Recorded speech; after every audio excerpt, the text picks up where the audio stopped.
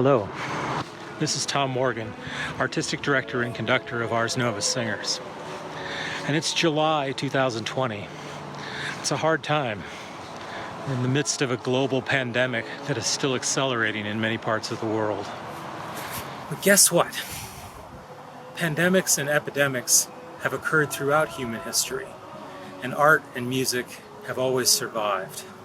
Indeed, some of the most profound works of the choral repertoire came out of one of these periods. And I'd like to take a few moments to tell you about what happened in 1592 and 1593.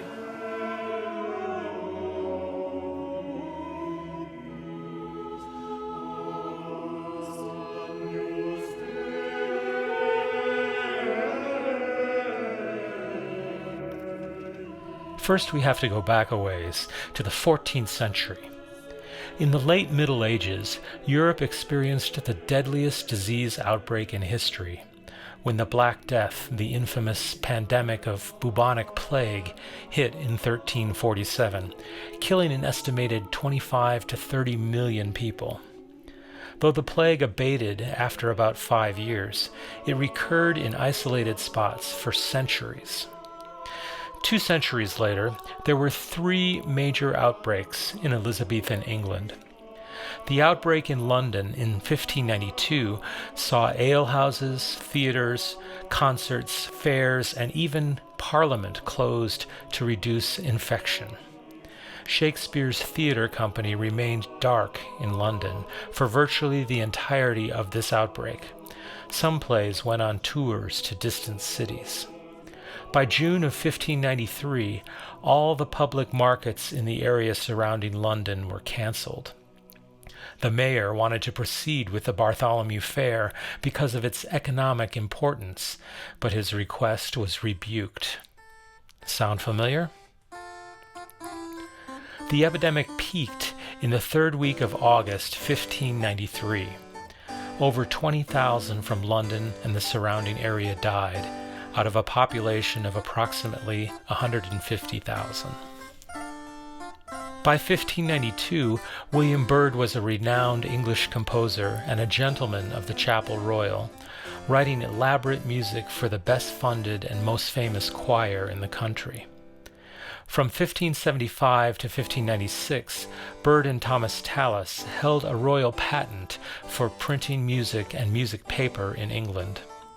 After Tallis died in 1585, Byrd published 2 large collections of motets, 2 books of consort songs, and a collection of 42 keyboard pieces. About this time, he was required to pay heavy fines for being a Roman Catholic in a country that was, at times, quite militantly Protestant. He was held in high esteem by Queen Elizabeth, and so was able to avoid harsher punishment. In 1592 or early 1593, Byrd retired to the Essex countryside, where he lived for the rest of his life.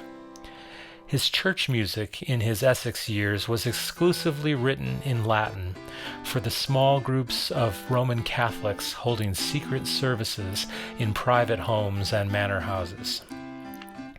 The first works to come out of this period were his 3 masses, each published separately in very small part books without any title pages or dates, just the composer's name. This was to aid concealment, and as a reminder that these were forbidden books.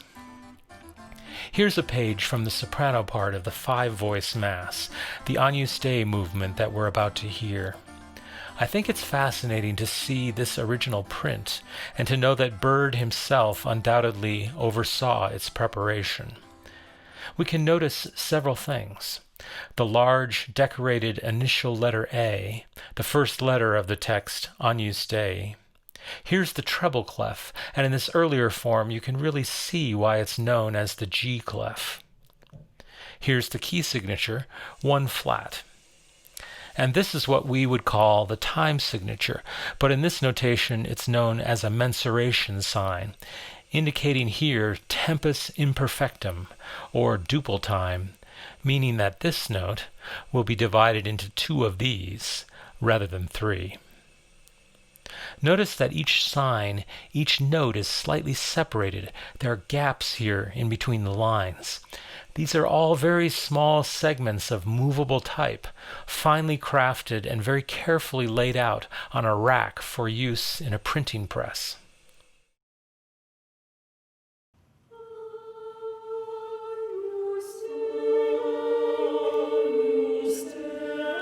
So this was Byrd, escaping a horrific pandemic and self-isolating in the Essex countryside, creating music for small groups performing in secret. In 1592, the pandemic outbreak lasted about 2 years. The music Byrd created during that time has lasted for more than 4 centuries and continues to inspire and transform both performers and listeners. Our recording of Byrd's Mass for 5 voices is from a performance we gave in Denver in February of 2012. So that's the story in the song.